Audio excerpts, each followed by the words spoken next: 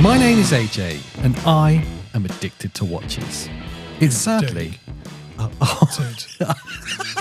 straight away. With the burn, I'm a failed addict, actually, because it has now been 3 weeks since the last time I bought a watch, which means my ownership of Bob Ross is questionable right now. Yeah. It's a horrible addiction, but one we can all share, which is why we're here for this Watch Addicts Anonymous, this little therapy session. Well, you're doing better than me because, hi, my name's Pete, and it's been 6 weeks since I last bought a watch. I'd like to apologise, and if Bob is not happy with you. Look, sorry. If by not buying a watch for 6 weeks makes me look healed, recovered, yes. I would like to throw that into immediate doubt. Okay. Is this therapy group to cure us or to encourage us? Well, let us know in the comments, because I'm still not sure. Are we here to cure? I can't be certain. The wife thinks this is a way of me getting it out so I don't have to buy so many watches. Yeah, that does make sense. But equally, inside it's encouraging me. It's justifying. It's been a fever pitch, actually, here, not buying watches. I've almost bought too many. In fact, last night I was inches away from buying a watch. I'll get to it though. Okay. Has your last week and the problems of the Bay thrown in any new watches that weren't on the radar previously? Yeah, constantly. Oh. You know what I'm like? I'm like a magpie, aren't I? Oh, new shiny thing. And then that's all I can fixate on for about 4 days. Yeah. Mine are pretty much within the same. That's interesting. So let's skip straight to what you're watching then, because, I mean, we're there. So what are you watching, and has anything new entered the radar? Okay, same issues. Right. Oh, I don't know why every week we Can we get drum roll, please? Right, no, we'll get it out of the way, because they already know, right? So I'm still thinking about Amiga, still stalking Amiga, blah, blah, blah, blah. And meanwhile, Wiseman's on eBay, still a problem. On eBay? Yeah, so... But also his special messaging group. The secret club of Watch Addicts Anonymous. But we can't talk about it. It's like a text form of this show. Yeah, imagine being that underground with your collecting that you actually join a private group. I actually feel like that messaging group is like part of the dark web. And it's like, like back when Internet 101 was dark web, and there's the rumours that you could buy like drugs over the internet by post. It's like that. There's a dealer who has his own watch text group who will text you when he's got watches. A better deal than what you can get anywhere else. A better deal than his shop. But I don't want to share it too much because it's I don't want more people joining the group. No, I did add someone to the group the other day. Why would you do that? I'm sorry. It's adding competition. What we want is the group to stay really small. Shrink. Yeah, more people to stop. We should share bad news about it so people don't leave. Join the group. It's just us left. Yeah, this isn't a real group, right? Just fake images. Yeah. Anyway, he's got this eBay store. Sent me an offer. It had eBay did that 350 quid, or 10% up to 350 quid, which made his offer insane. And I did the usual Pete thing and did nothing. And the 350 quid went, and I'm still looking at it going, that's a crazy deal for a Panerai. So it was a Panerai you were watching? Yeah. So the Luminor, that one. Yeah. I'm not going to say the exact model. I think I spoke about it just last week, didn't I? Yeah. So, look, that's still a problem watch, made more of a problem by a really good price. Anything else that's entered the radar? Are you still just fixated on that? What happened to the Monaco itch? There was a whole episode about Monaco last week. Is it dead to you now? It's not dead to me. Sounds like it is. But it is all of the budget. How deep is this as an addiction problem? And I want to know in the comments how widely this issue is spread, that you can be obsessed with something for a matter of days and then something new pops up on your radar and then you forget about the old thing. For me, it's constant. Yeah, like the new problem comes in normally by time. So limited time only because there's just one watch and the price. Yeah. Or it goes through an auction, which I don't typically get excited about auctions. I think that's more of a gambling part of your brain that gets excited about that. Like, You have bought a watch at an auction, though. I don't want to get into it because I'm trying to control. I'm trying to rein Do you not want to in. Do you not want to get into it because it's still quite early in the show and like spouses listen to the early parts of the show and then switch off? So yeah, I'm not interested in buying more watches. No, definitely not. No, you wouldn't buy another watch at auction, like a Tudor Black Bay Bronze. You wouldn't have bought that at an auction. About 6 months ago. I want to move on from that and just talk about what I'm watching right now. So Panerai is still really big as a threat to me getting an Amiga next. Yeah, okay. The great thing that we celebrate is the Amiga money is there. Congratulations. To jump on an Amiga. Yeah. Hooray, we're ready to go. But now I'm sat on the edge and I'm tinkering around with what can come along. It's easy for someone to say what to do with your money. So I reckon you should buy me a watch. No, it's easy for someone else to say what you should do. But for me, looking at your position, if you don't get a Panerai, you're insane. Because they're amazing. I love them. But there's only certain types of people that can wear them. Yeah. If you know where I'm going. because they're bigger. They're big watches. Yeah. They need a big wrist to carry it. So I feel like I'm probably excluded from that club. I'm probably on the small side for that. Yeah, you're not allowed in. So what at all? No. I didn't realise there was actually rules. No. It's quite clear. Oh. Me and you shall not wear the same watch at the same time. And when I get a Panerai, I don't want you wearing a Panerai. No, okay, I understand. You got an Amiga before I got an Amiga. That makes me dislike you.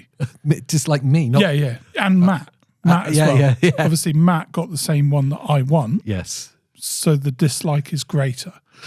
I just feel like Amiga's always going to be there, right? It's never going to go away. And I like the idea of it being like a monkey on your back. Yeah, no, it's taunting. I think like there's an unlimited amount of time which you can get an Amiga, but I think like you can pull off a Panerai right now at this time in your life that you might not be able to in 10, 20 years. Do you know what I mean? As you get older? Yeah, no, I'm with you on that. I think you're wrong. Yeah, probably. I see the train of thought, and then I go, yeah, but I will always be that cool. I can always pull off a Panerai. Yeah, no. You were wearing Skechers yesterday. Look, they're good. They're good comfy. For you. Yeah, they're very comfy. They're like Hey Dudes. There's no way you know that you've looked at Hey Dudes, right? Everyone's tried it. Yeah. Owned by Croc. No one's looking at us and going, those two, they're cool. They're cool. No. Even my wife goes, you dress like a 15-year-old. Because I'm cool. I don't know what you mean. I've always bought the same sort of stuff. I've never really changed like roughly that much. Since you were 15? Yeah. Yeah, pretty much. Since you could choose your own clothes and mummy wasn't doing it for you. Yeah. I mean, it's the same. It's fine. So what I'm watching, I'm still looking out for the Amiga. I have been looking at other things and they're all based around being cheap. Yeah, okay. So my long term, what am I looking at is that. My short term is it's already been 6 weeks and I'll likely fill the gap with some cheaper watches anytime soon. But you're actually being a little disingenuous, but I just want to step in. Yeah. There's one thing I know you've been looking at that you've not spoken about. Bell & Ross. Oh, no. We're not going to go down this. Like I thought that would be enough for me. No. Because I love them as well. But again, Bell & Ross leads to there's a whole thing that goes on in my head, right? There's the typical watches that Pete always buys. There's the want for something a little bit different in the box rather than very samey. And a Bell & Ross, a Panerai, a Fears Studio Underdog. Oh, you missed the boat on that. Look, I missed the boat on a lot of things. We don't need to keep jiving about it. As I say, it was a one-day drop and it's gone now. I was really tempted with that. The Mimosa. Shame on them. They missed the opportunity of selling one to me. Yeah, it's the whole shtick, isn't it? They do like drops and then that's it. Studio Underdog have done it since they started. What they've done there is special. Yeah. I think anyone that gets one has done really well. They seem to hold very well because of the way that they drop. So it's working. The bit I don't like is the scalping, but that's nothing to do with them. That's kind of what people do afterwards and go, well, there was only a limited amount. I got one. If you want it, this is what I want for it. Yeah, I don't think I'm pretty sure they didn't limit the numbers this time. It was just only for sale for one day. And then the first batch, like first 400 orders got delivered in November, will be delivered in November. Okay. And then anything else after that's in the new year. I had that page open for the full 24 hours. I was just staring at it and I kept edging towards it and then backing out. And so it's a mechanical movement, isn't it? Yeah, mechanical Solita. Solita, yeah. So it's got all of the things that you would want. Yeah, that sapphire dial, that's pretty special. It is a very special watch. I know that you want to maybe next week talk about like cushion cases and stuff, because that's the thing that slightly put me off, because I'm not overly bowled over by that design. There's a huge move in that direction. And for my collection, it's something that I'm looking at. Bell & Ross is a kind of step into that world of something a bit different. It's very different. Square case. I think maybe in the very early podcasts, I talked about the GMT that I missed. Once or twice. And you once or twice more. Yes. Because it was a Goldsmiths deal. Yeah, it was. That I missed. And have never seen it at that price since. So basically, Goldsmiths, I think, could only have messed up on their pricing. It's probably a mistake. And listed it at a used price for a brand new GMT. And so I still stalk Bell & Ross. I will have one at some point. It's not like I need that sooner. I love the look. I'd like to try it to see if I could pull off maybe like that. I think there's some of them are 39 to see if I could pull that off. Yeah. Obviously being square, it's going to wear really big. Yeah. How do you go on the kind of black DLC coating ones versus the stainless steel models? So, personal view on it is whenever I have seen a used one, they're always scratched up. Yes. And a scratch on DLC is not very kind. It's not forgiving at all. Not in the way that if you had the stainless finish, you'd see maybe a little bit of the scratch if the light catches it, but other than that, it's kind of subtle. With a DLC coating, it's blatant. You can see the removal and the silver shining through. They're not my go-to. I love the look. Yes, I'm with you on it. But every time I think, I love a black, all black everything. It'd be so cool. Looks stunning. If you could keep it pristine, it'd be amazing. But I know what I'm like with watches, and I'd probably be on the heavier side of wearing them. I'm kind of a bit heavy on my watches. I couldn't wear it. I never let a watch wear me. Yeah. I'm a bit different with cars. Yeah. Like the car has to be pristine all the time, and then one little blind dent does my head in, has to get it fixed. Like I can't leave that sort of thing.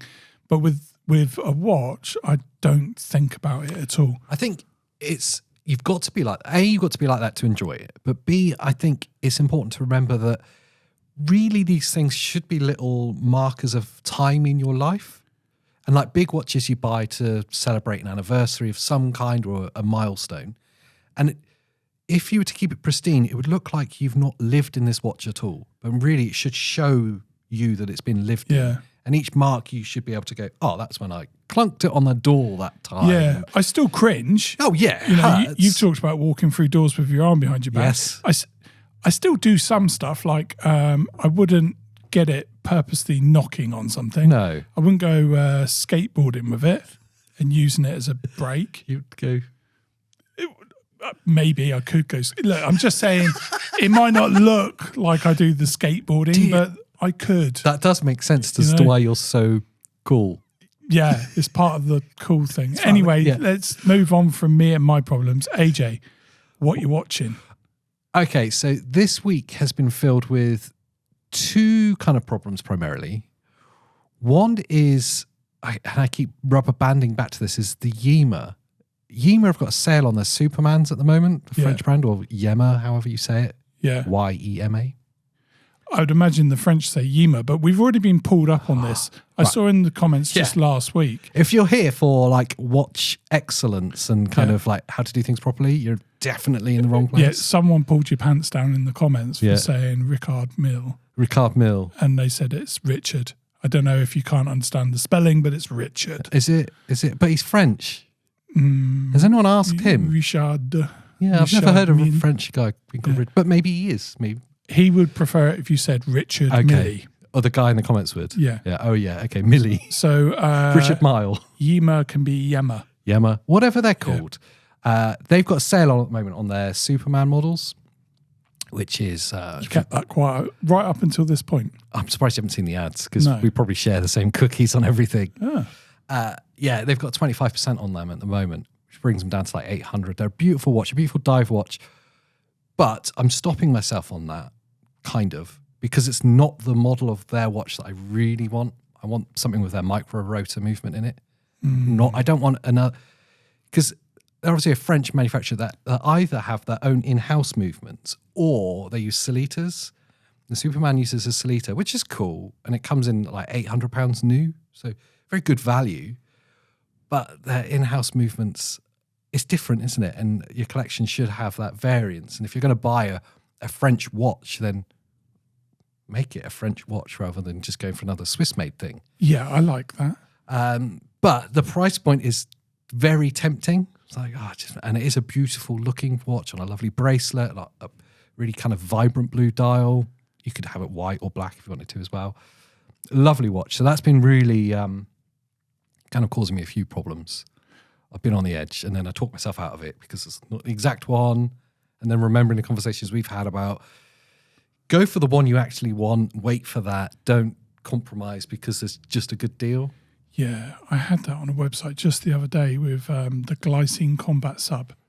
Oh, that's a brand we've not looked at a lot, is it? There is an incredible deal to be had with those on bronze. But the two colorways that are available in the silver finish, the stainless finish, they don't excite in the same way.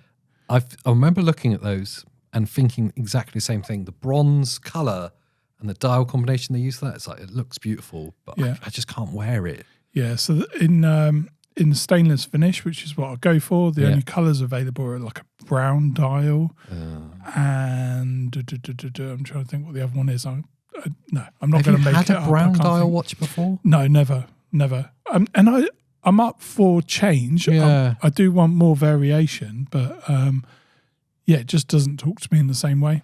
The other watch that I almost just bought last night, and it keeps itching me for the past, I'm going to say, a good couple of weeks it's been popping up, but really intensively this week, is a Longines, and it's the Legends Diver, with the internal bezel, beautiful looking keeps watch. Popping up at a deal, or? Yeah, it's on the bay, isn't it? It's on the bay. Yeah, it's tasty. Good deals on the bay. There's a couple of them on there that are in really, really pristine condition that are arguably well priced. It's a beautiful looking watch.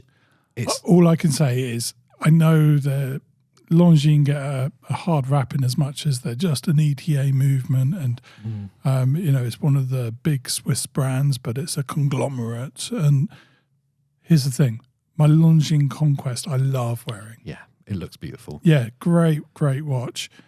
Ticks all the boxes apart from exhibition case back, which they say isn't an issue. Yeah. But for me, kind of is. I've got the Longines Spirit that I've got. I deeply love that. They do dials so well. There's something, your Conquest as well has got the same thing. The brushing on the dial is just beautiful. Their finishing is really lovely. For the price point, I don't know why they'd get a hard time. They're such good value for their price. Yeah, and well kind of leaning over into the Swatch corner. Yeah. DS by Satina. Yeah, that's another one. The DS Action. Yeah, I'm super into. Yeah, that's a difficult one, isn't it? Well, Satina doesn't have the same kind of credence that Longines has. Yeah. I wouldn't say Longines has a lot of it. No.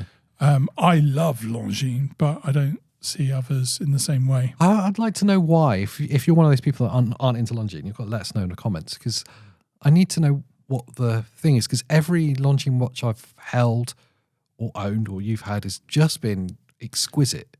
Yeah. Like beautiful. And you know that Longines are still kind of left to run their own show. So even though it's owned by a bigger corporate, they are kind of left. And they've got this huge, rich history. And Are they one of those that keep the paper history of their That's it, records yeah. and stuff? You can look up their factory tours and that type of thing. And I'd love to do one of their factory tours. Well, you're a nerd. You would enjoy that. So would you. Let's not make any bones about it. I enjoy more the things like, and here is our factory outlet. Oh, that's nice. Fancy ending the tour in a shop. Yeah. And then there's, but this one, it has the wrong colour loom. Yeah. That's fine. There's a stitch missing on this strap. Yeah, okay. I can't get any strap. Yeah. And there's no VAT because you are foreign. Thank you. Yeah. Of course, if you've bought the watch overseas, it's the watch that you went there with, isn't it? Oh, yeah. It's just put it on. And Post the box. Yes. Post the box home. I want to do a whole episode soon on boxes and papers. Okay. Because it keeps coming up as a conversation. Like, it's a headache. How important? It's a headache we can deep dive into, but Yeah. like briefly. Let me tell you my overview of box and papers. I want it. Mm-hmm. I think I need it. Yes. But in having it, I have to hide it. 100%. And I don't have the space to hide anymore. Do you know currently the boxes are hidden? Yeah. I can't even say because we're early in the show to the point where she may have listened to this bit. Yeah. But yeah, I'm hiding boxes. Why? I don't know. Well, I do know. Yeah. If she saw them, she'd go, he doesn't need that. Chuck it away. She probably would. Because it's like clutter to her. There's this it's like keeping a shoebox. Yeah, there's this weird like perceived wisdom that we need to keep them. And I get it because somehow they've got more value. But does it actually bring value to you when you buy it with that? Does it mean it? To me, they're a pain in the ass because I've got to put them somewhere. And so I'm storing them. I've got I've got a shelf on top of my wardrobe. It is just watch boxes. And now that has spilled out to be on top of the wardrobe too. So it's just boxes and their papers inside. I'm like, no one's ever going to look at this stuff. And when you buy a watch, let's say you bought a second-hand watch, you insist on box and papers. I get it because we're perceived wisdom and all that. Yeah. Do you look at it? You got the instruction manual. Like, well, I know how Crown works. Okay. It's that part for me that my brain goes, it's okay buying a great watch because it will always get you home. Yeah. That's built in. I can't change that. And the always get you home part means you'll need box and papers because if you ever want to turn it into cash, they're going to ask for it. Yeah. But it has changed slightly because, authentication online now has changed. Yeah.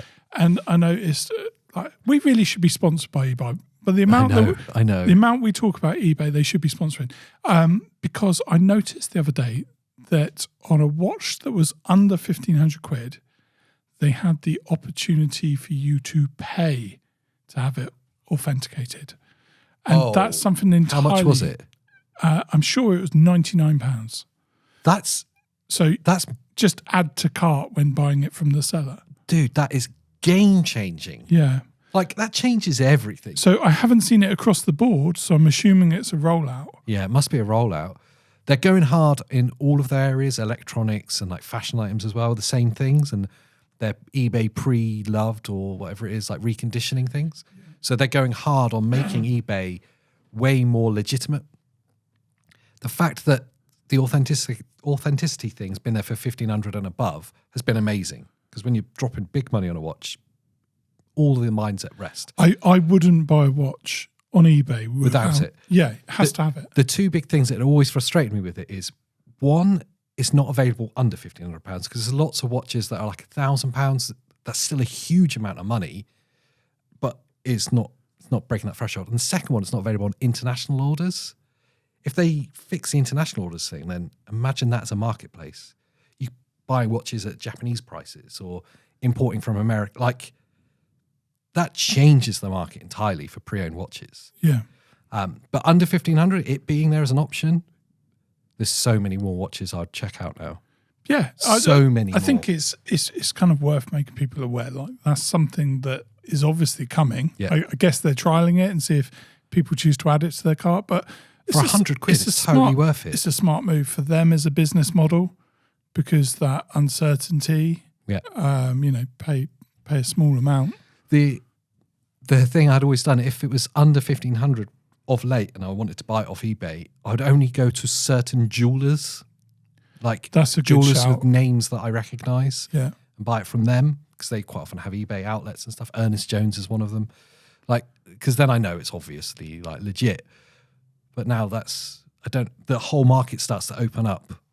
It's just great for us as collectors, people that like bargains, but also people that want to sell stuff more regularly. Changes it all. Yeah.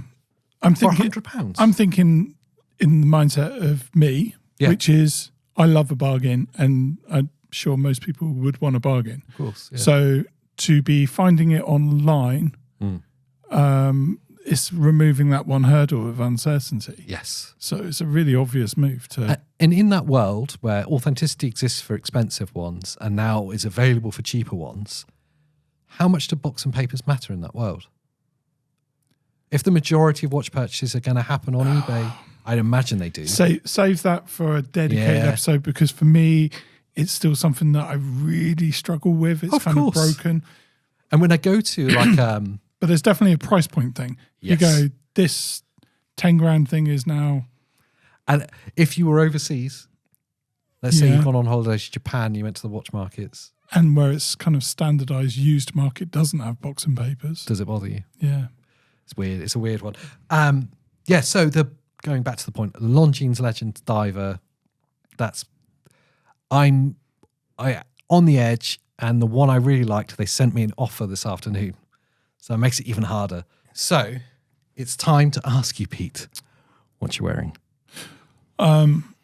We normally do this a lot earlier into the show. I know we do. But I'm wearing my RZE of name that I don't like to mention. It sounds like a Ferrari. Yeah, Asperare. It should have its own theme tune, really. Yeah, Asperare. It sounds like a Ferrari. I struggle with it, but yeah, it's been a daily banger for me for a while. Well, I say that like I don't swap watches, but it's been a watch that I'm enjoying going to. It's really grown on me, that one. And I have seen you wear it pretty much religiously. Yeah, I've since you had bought it on quite a lot. And it kind of forms the theme for today's show, which we'll get to in a second, which is about you changing your mind on some things. Right, let's not dwell on that. AJ, what you wearing? I have to take it off for this because camera's set up just for you. Oh.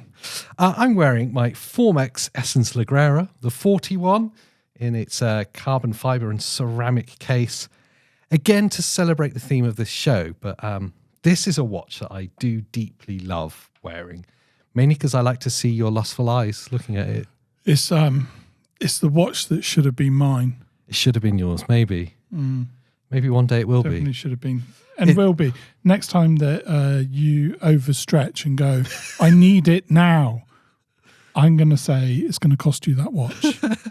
And how much under I paid for it would you offer me for this? Devastatingly. Devastating amount. Yeah. It's a gorgeous watch. It's very super comfortable. But the thing I really love is it's got this like sports utility to it. But the dial and the indices have got this like essence of jewelry to them. Like it's beautiful how it catches the light. It's both dressy and casual at the same time. Yeah, it for me it squarely sits in the kind of thing that I do like to look for. Do you know the simple part of this watch that I just love? That even when dressed down with a strap, it's got a deployant clasp. Yeah, I love that little detail is there, and it's tiny, but it's important. It's really important, and the fact again, small details with watches, isn't it? They've made the deployant clasp out of the same material as the case. Yeah. So it could have just stuck their stainless steel on there and be done with it, but the whole thing fits.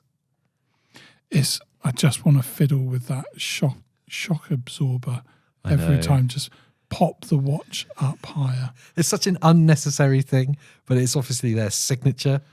It's so nice. So nice. So nice. I hate you for it. I would have another Formex. If I was going for like a really big collection, I'd happily have another Formex in there. I think they're lovely. And probably, a bit like we were talking about Longines a minute ago, a really underrated and undervalued watch, at least right now. Yeah, I think, well, that's probably normally the time to say take advantage, isn't it? Yeah. These two watches are kind of purposefully placed, purposeful product placement that isn't paid for. because they kind of signify watches that are important in many ways, that watches that change your mind about watches. And I like that. I like that idea. For me, that's quite apparent. Yes. That's where I was going to kick it off. And it's kind of why I wore a carbon fiber watch, because this one did change my mind as well. For me, this watch changed my mind about material. Yes. Being that it's a lightweight titanium, not something I typically go for.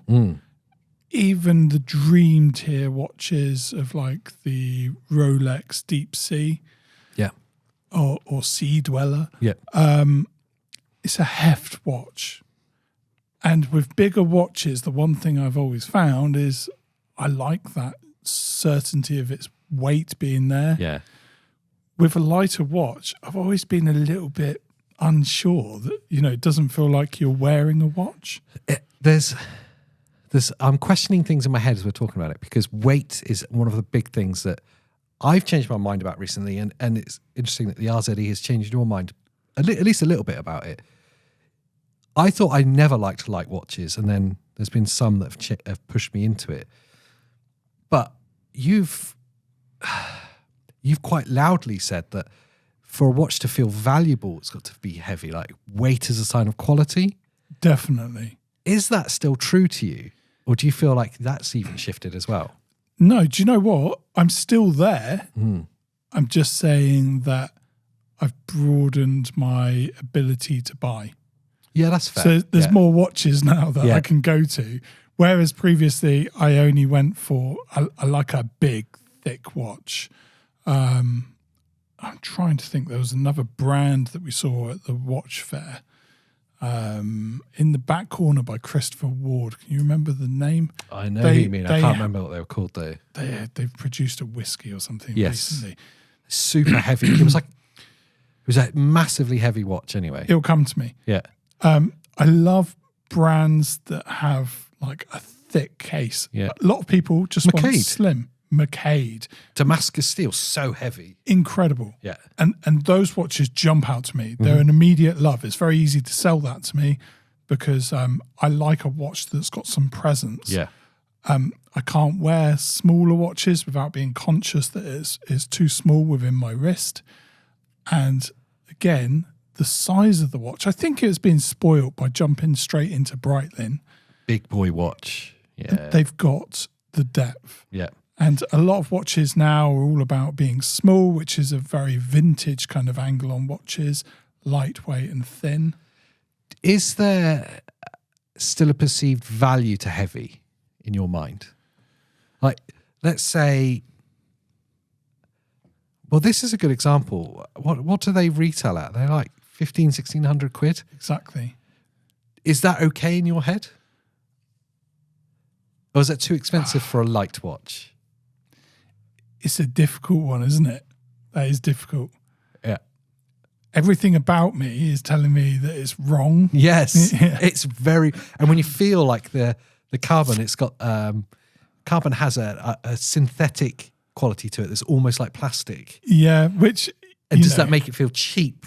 Because association. Heavy is definitely a sign of quality that still stands. Yeah. However, I'm accepting that I can have other watches. I struggle with this. Also, it's just there's a lot more thinking that goes on. Yeah. So, like here, I've got a big watch. So it's a 44, I'm pretty sure. Yeah. So it's still a big presence on your wrist. And it's still got quite a bit of weight to it. Whereas yours, I think that's a 41, isn't 41, yeah. So it's very light. Yeah, it's still got the presence. Ceramic and carbon. This is... And relatively thin. Yeah. I mean, I do love everything about the exhibition case back as well. Oh. So you can see the chronometer certified Solita movement sticking out through if I just adjust this There's slightly, 2 pins you have to adjust, I can't be bothered. Yeah. Let me just put it to... Do you know, it would... I'm just going to say, I'm pretty sure they do a 43. Just going to put that out there, that it's probably better suited to you. I would love it in a 43. Yeah, it's amazing. The amount of bling that gives off is... It reminds me of a Longines. Okay, so also with Panerai that I mentioned earlier, I now also need to kind of consider maybe going to Formex as well sooner.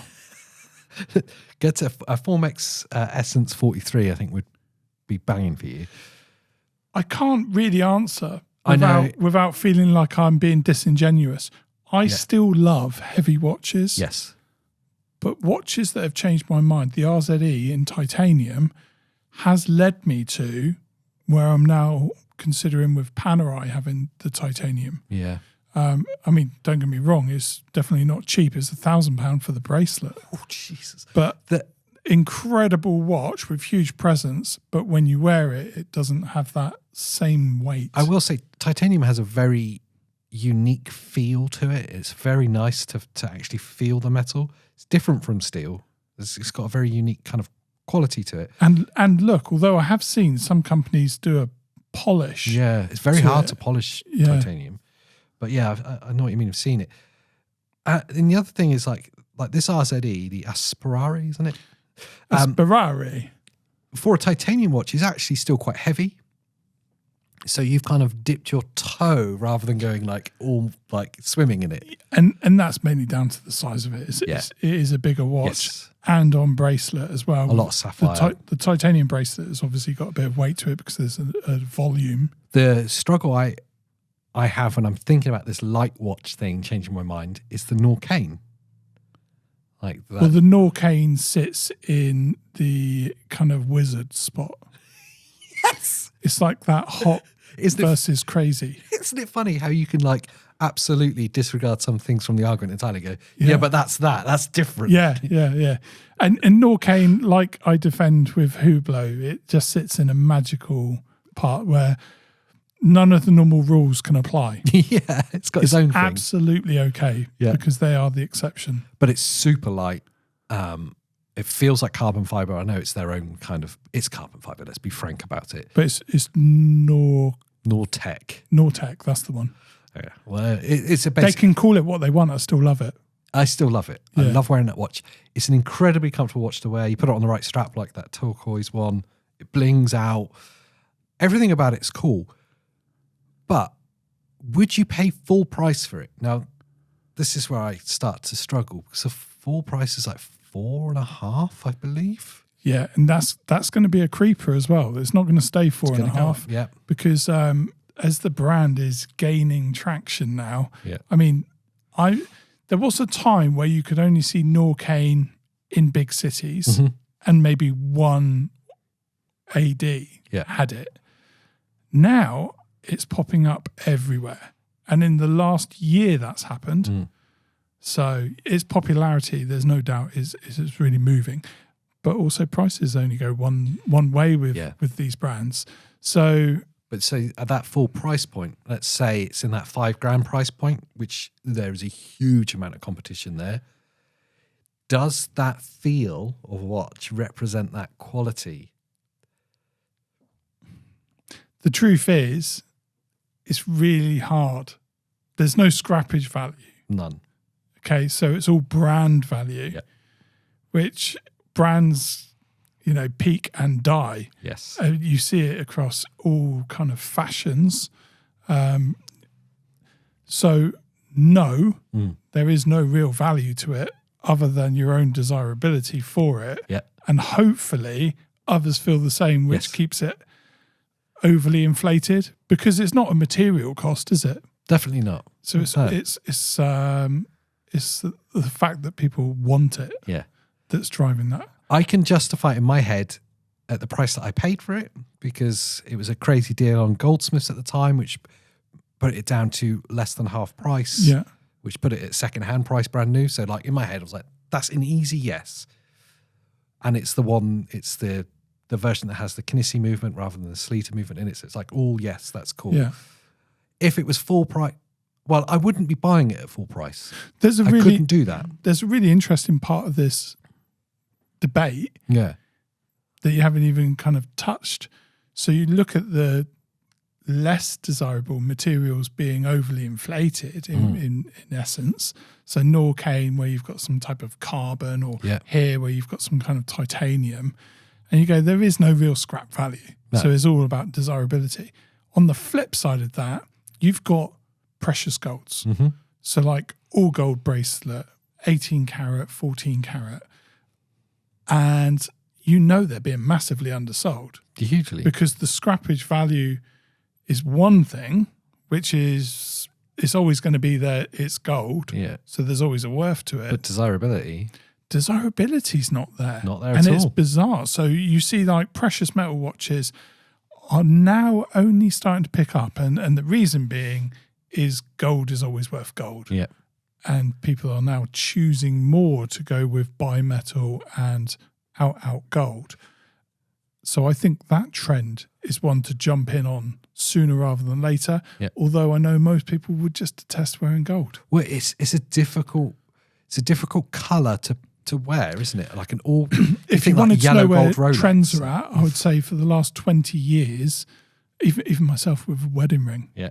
You're not. Yeah. Palladium or something it's called. I don't know. But yeah, I just didn't want. Was that so you could save money to buy watches? Obviously. Obviously. No, I'll just get a. But no, like, I don't need a gold one. I don't know. There's loads of this kind of colour anyway, isn't there? But yeah. very few people of our generation are going like, I want gold. Whereas I've still got like gold bracelets, a gold, what do you call it, necklace, or it's like gold chains from when I was like 17 to 20 that I kind of thought this was really nice. Yeah. And like taste change, and now I don't wear gold. So difficult to pull off, isn't it? As a look. So I'll switch around sometimes, but it is a difficult look. Yeah. But when it comes to value, it's always there. I think the thing as like watches have really grown in popularity as well, it kind of invites more people in, and I think there's a thing of try not to be too ostentatious with it, which is why gold isn't fashionable. Like it's so obviously in your face. I've spent a lot of money. Maybe that's not the look that, as more people come into this, that are wanting. Yeah. When before it was quite an exclusive. You've got a golf membership and you're coming up to retirement kind of. Yeah, a gold watch. Watch. Yeah. I think watches are now. It's a lot younger. The demographics getting a lot younger and younger, and we're wanting different fashions. Gold isn't particularly. I still love bimetal, and out gold. I don't know so much. I had the chance years ago to buy a gold Daytona, 2006 maybe. How much did you have the chance for it to buy it? Was it a 2005 gold Daytona? It would have been like 2004, and in 2006 I could have bought it for 10 grand. Yeah. Yeah. And I don't know if he's still got it, but it was my friend's dad's watch who's... I don't even want to look. Yeah. I don't know. I don't want to look. But I know more than anything, just the fact that it was a Daytona. Yeah. Well, there's an interesting one with that example of like metals and watches and their values. It's like the stainless steel Daytona is a lot more desirable, like as a watch. It's a lot harder to get than the gold versions. But yeah, despite I'm very much embrace light watches now, but the reason I started poking at the start is because it's a thing inside me. I still, when I put on a heavy stainless steel watch, it still feels like it's more valuable somehow. Yeah, it's weird. Maybe that's a hang up to get rid of. I don't know. It's part of our conditioning for certain. Yeah, that it's an immediate senses, like your touch and feel. Yeah, and knowing when it's a lot of money, your touch and feel is also helping as much. Touch feel is the same thing, but the feeling it gives you from touching is as valuable feedback as what you're seeing. And with a watch like the RZE, they don't marry up. No. And that's taught out when you feel the metal of some of the like the expensive brands, the metal of their bracelets and the cases and stuff compared to some of the cheaper brands. You're like, oh, I can feel the difference. So it's an unspoken and you can't even see difference, but yeah, there is a unspoken difference. I want to go back to other watches that really changed our minds as well, because it's bigger than just the weight thing. There's one big one. Oh, I'm trying to think. What? And I will say, before we started this show, long before we started the show, whilst we were still like addicts in isolation, we both had very strong opinions about Tudor. Oh, yeah, but I was wrong about that. Yeah, totally wrong about it. Yeah. But we, before really experiencing that those watches, we had strong opinions about them. The best part of this is we lost out because of that. Oh, massively. Imagine the value you could have picked up. When Tudor first appeared at the AD nearest to us, yeah, I remember the kind of excitement from them of pulling them out and getting us to look at them. Yep. And how dismissive I was immediately. Yeah. But do you know what? It's not lost on me that the immediate thing that comes with Tudor, and it's gone now, but from its conception in the UK, because I appreciate Tudor's been around for a long time, but certainly 10 years ago was that this is made by Rolex. 100%. And it was almost one of the first things that was said. It was the first thing that was said. Yeah, this is the jewelers. Yeah, this is Tudor made by Rolex, and it therefore became the Porsche Boxster in my head immediately, and not the 911. Yeah, the Bic, not the Parker pen. Yeah. So it was wrong. I remember, but I think it was presented wrong. We were given the information in the wrong way, and I remember looking at them in like catalogs or from the jewelers and going, it's so overpriced. That's ridiculous. Yeah. That's their budget watch. But at the time, you could go in and get a Submariner for $5,000, and they were asking like $2,000 for like their dive, whatever the dive watches was at the time. You're like, well, why would I do that? Yeah, I think it was like 1,800 when we first saw them, to now where there's nothing. And so from that first experience of being like, it's presented as basically a cheap Rolex, and we were like, whatever, that's pointless. We just ignored it. And every time it would come up, we'd ignore it. And I genuinely ignored them up until about probably 2 years ago, when a watch friend of ours had a Black Bay 58, was it? Yeah, 58. And came here with it on a bracelet. And he's like, oh yeah, I've got my new Black Bay. So took it off and was like feeling it, like, oh, this whole thing. I can't believe how wrong I was about this. Yeah. So totally wrong. Yeah. I've been wrong so many times with watches, and we've even said it. Don't listen to us. We're just two idiots that are obsessed with watches. And your collection should be a journey that moves. But it's wrong now in hindsight. But it was 100% right at the time. And that's it. It's the change of your mind over time. Yeah. So Tudor Royals I dismissed until certainly this year, where I'm like, yeah, I need a Tudor Royal. 100% going to have a Tudor Royal. Pelagos. I remember ignoring that. Yeah, Pelagos is a funny one. There's some that I like more than others. Certainly like the FXDs I really like. I still, where the jokes come from, is a Tudor Explorer. Yeah. But the more time I spend with that in my orbit, I'm like, I do love that watch. Yeah. It's I don't think you can have too many Tudors. No, I agree. I love that. Like there, I don't know if your wife would. A Pelagos, the FXD, just for a very different look and feel. Yeah. There is the Pro. Yeah, the Tudor Pro, which the new version from this year's Watches and Wonders. Is that the opaline dial one? Opaline. The black one's been out for a while. But yeah, that's very... Chronograph. That's very Explorer. Yeah. Yeah, it is. That's the first one that's been like really leaning heavy. Yeah. The Black Bays were kind of more Rolex of like 50 sort of era. Yeah. Yeah, well, yeah. Much older. That's kind of what the reference is referring to. 58.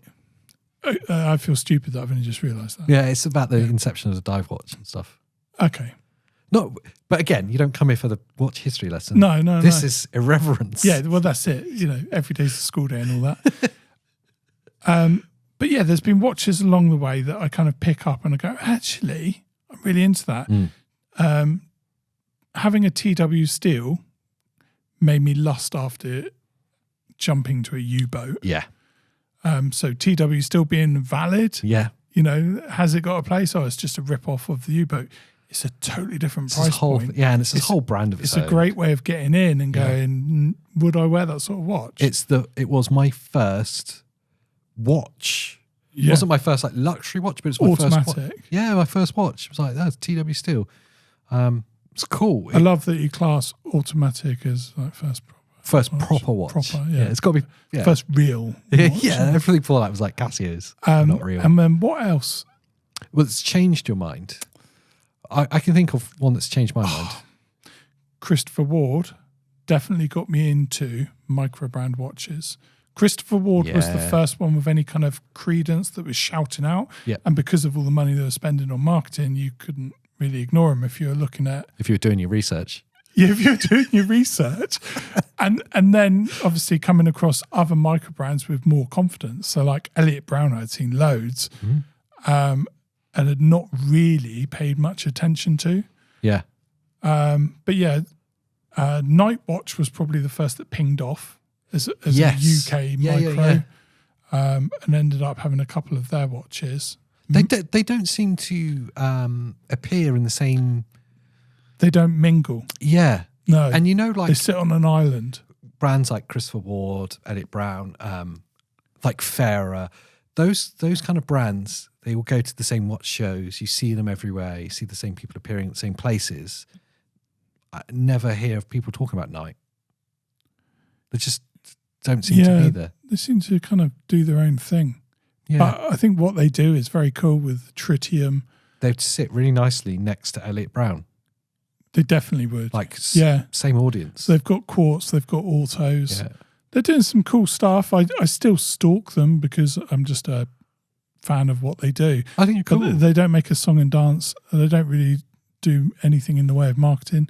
I say that. At the moment, they're sponsoring this whole sailing around the world or something.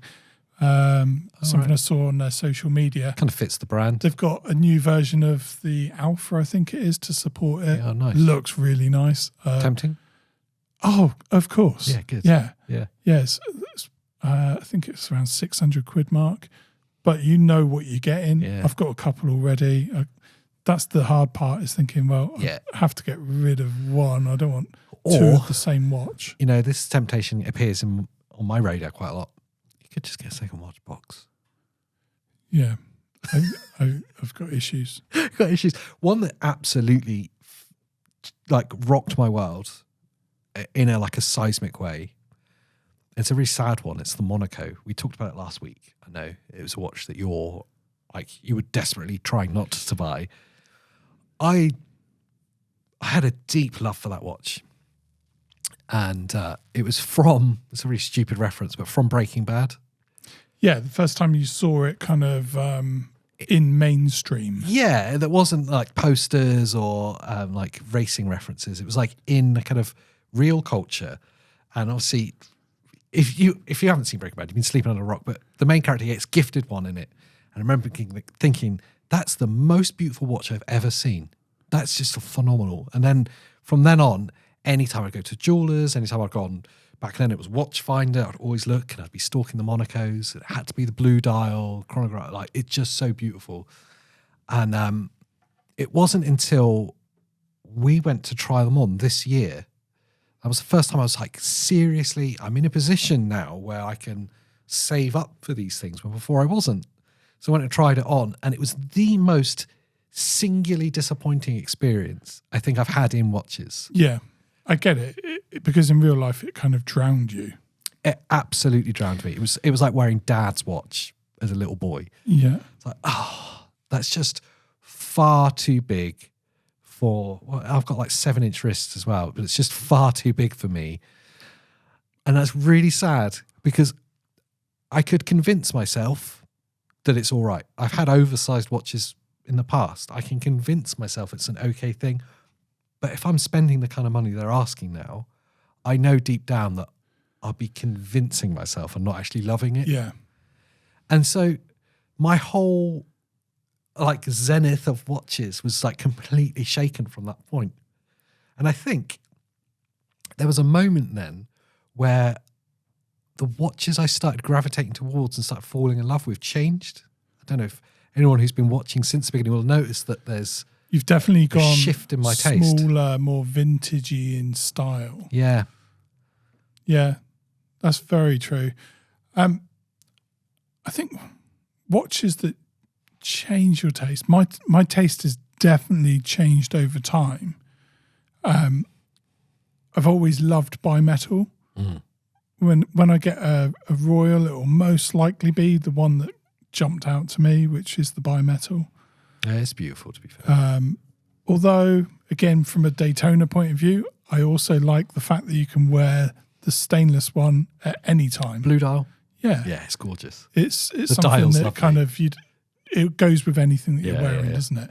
And that's the problem with the bimetal. So yeah, bimetal going into gold. Gold is still a watch that I just don't think I'm comfortable with. It's just difficult to wear, isn't it? When do you wear it? And I know it's a bit too dressy for me, in truth. Yeah. I don't see you wearing your bimetal Breitling at all. The bimetal Breitling is a watch that I love wearing. It's gorgeous. Went off for a service, came back. I've worn it twice since. And the second time I went to just set the chronograph running. And when I tightened it back up, it just kept turning. Oh, the threads have gone. And I just thought, because it's a screw down pusher, barely isn't it? worn it since I've just spent 700 Is it screw down quid. pusher? Same as my old one? Yeah, screw down pusher, yeah. So you're pushing down against it and then turning. And I never do it index finger thumb.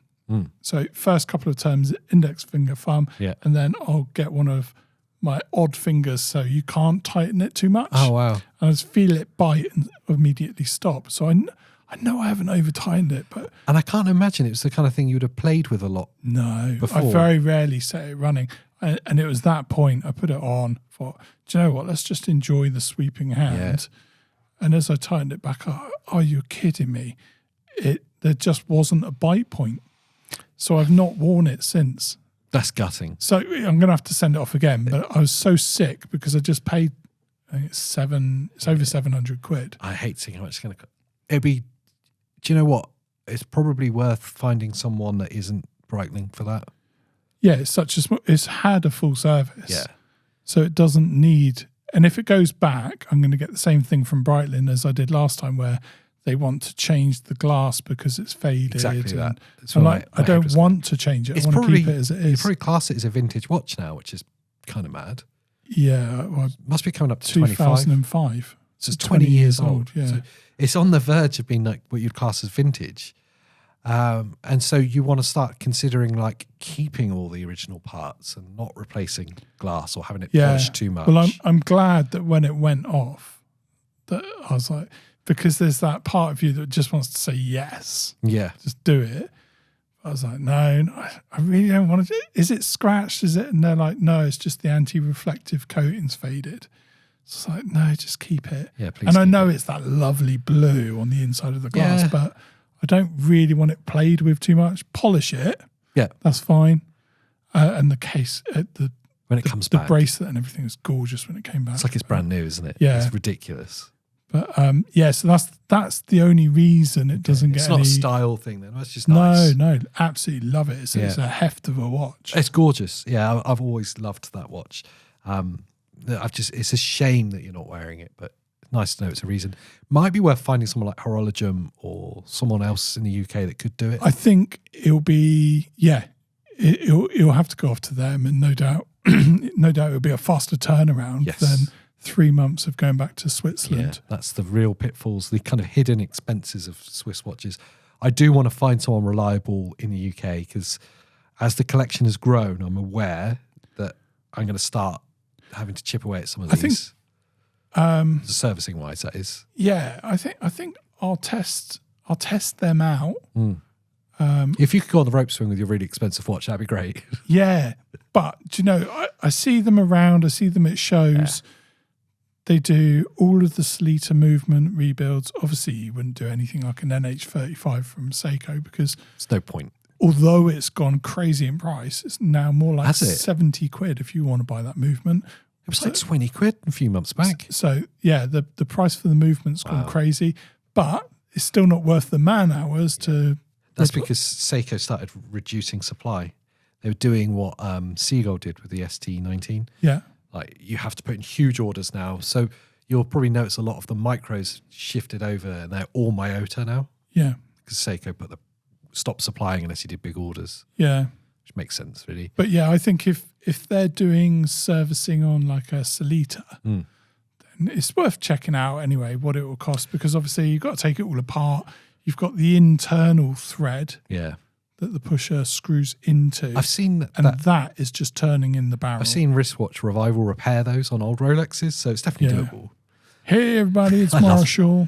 You turned me on that channel. It's beautiful. Before we finish up, I wanted to do a little news segment right at the end. Oh yeah. It's like readers' wives, but I got you. Yeah.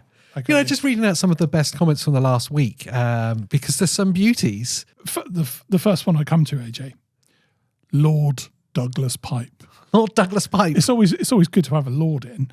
I always love seeing you guys on here. Some things to note about the Monaco. Basically, he writes a very long post, which I like that. Yeah, bit of bedtime reading. And he basically warns me that he loved it as well. Yeah. It is a Grail watch. Yes. But he lost money, even though he bought well. He listed it for about 5 months. And then it makes a lot of sense.